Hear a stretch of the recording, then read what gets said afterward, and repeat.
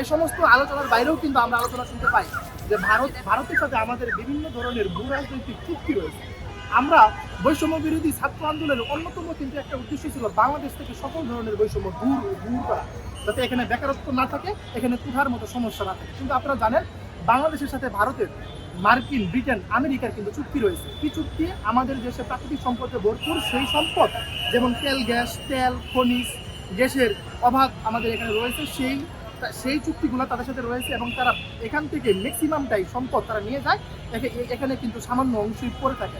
তাহলে কিভাবে এই সম্পদগুলো ইউজ করে বাংলাদেশে বিভিন্ন সেক্টর ওপেন হবে এবং সেই সেক্টরগুলোতে বিভিন্ন ভার্সিটি পড়ুয়াগুলো তারা জব সিকিউরিটি পাবে, তাদের কেরিয়ার নিশ্চিত করবে, এই জায়গাটা কিন্তু আর থাকলো না। তাহলে এই যে ভারত এবং মার্কিন ব্রিটেনের সাথে আমাদের যে অবৈধ চুক্তিগুলো রয়েছে, দেশ বিরোধী বৈষম্যমূলক যে চুক্তিগুলো রয়েছে, অবিলম্বে সেই চুক্তিগুলো বাতিল করতে হবে।